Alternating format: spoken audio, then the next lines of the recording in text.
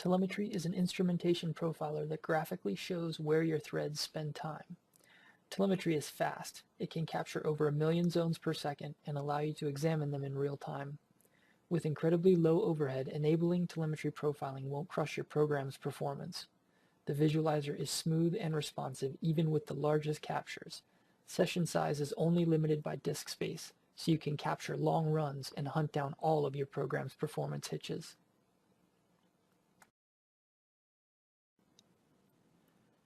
Navigating the telemetry timeline is fast and easy. Use the mouse wheel to zoom in and out centered around the cursor.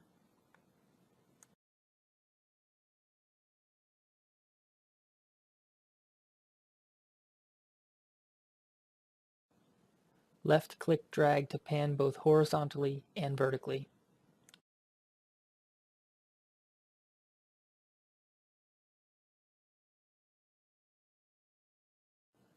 You can also zoom by right-click dragging a selection window to a particular time range.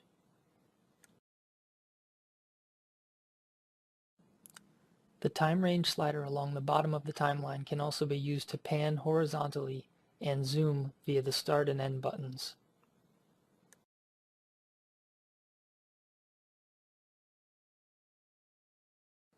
Double-clicking the main slider will zoom to the extents.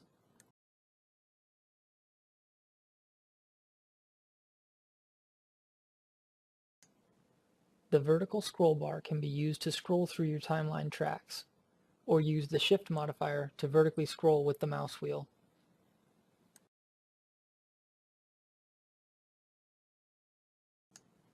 Left-clicking on any zone will zoom to the time extents of that zone.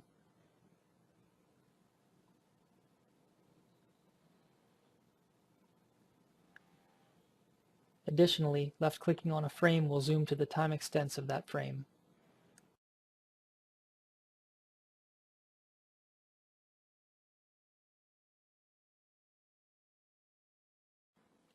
Telemetry can visualize your game in real time, allowing you to inspect profiling results as the game is running. Open the timeline during a live capture to see information about all of your threads. Bad frames are determined by an adjustable setting, and they are displayed in red to help you see when your program is taking longer than you expect. Did you see that really long frame go by? Let's pan back in time and see what was happening. First, we look at the main thread to see what took so long. By right-clicking on the main tick zone, we can profile it and see where the time went. In this case, we see we are spending 88% of our time waiting on a lock held by the resource manager. Let's scroll down to the resource loading thread and see what was happening. We can see that the resource loading thread is active and loading models for some of the NPCs in our game. This is a simple example, but it shows how powerful it is to see the results of your capture in real time. You can search for zones by name using the Find Zone tool. To open the Find Zone tool, press the magnifying glass icon at the bottom left of the timeline, or use the Ctrl F hotkey. Once the Find Zone tool is open, simply type in a search string and press Enter. You can sort the zones by duration to easily find the longest one in the set. Double-clicking on a result jumps to that zone in the timeline. Additionally, you can limit your search to a particular track using the track filter. In this case, we are looking for zones containing the word shadow on tracks containing the word worker. Again, we can easily find the longest zone and jump to it.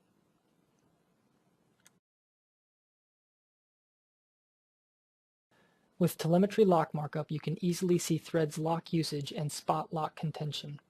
In this example, we have 3 threads, worker, worker 1, and worker 2, and they are all vying for the same lock. Anytime a thread is stalled waiting for a lock, telemetry shows a red stall zone. Mousing over the stall zone flashes green over the threads that are holding a lock during the stall. Stall zones make it easy to spot lock contention, and mousing over them shows exactly which threads are competing for the lock. Lock holds and lock waits are also displayed on their own tracks in the timeline. Each hold or wait is color-coded by the associated thread. With all of these visual aids, it makes it easy to see how locks are affecting your thread's performance. It also helps show if your locks are behaving as intended.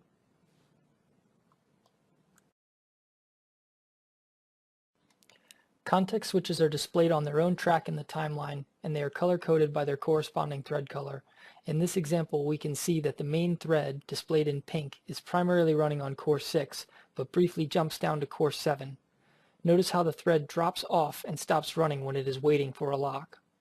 Down here in the worker threads, we can see lots of dead time where the threads aren't running as they wait for locks. In addition to seeing context switches in the timeline, we can also view zones in the core view.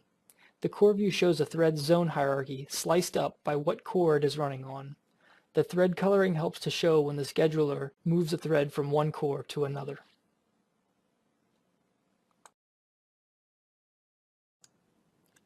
Plots are values over time, and they can be drawn on tracks in the timeline. Here we have 3 graphics plots: draw call count, instance count, and triangle count. Each plot has independent vertical view controls that allow you to zoom and pan. Plots can be drawn as points, lines, stair steps, bars, or lollipops.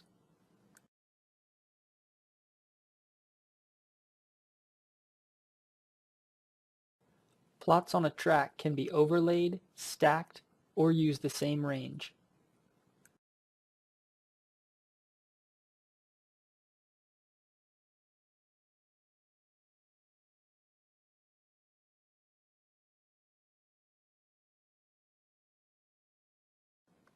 You can generate new plots from existing ones.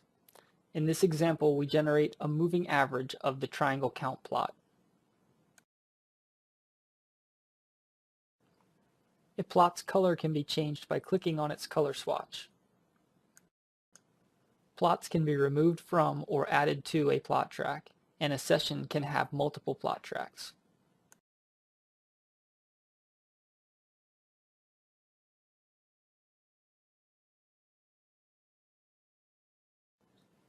A new feature for Telemetry 3 is viewing multiple captures at the same time. Views can be tiled horizontally or vertically, allowing you to compare one run with another.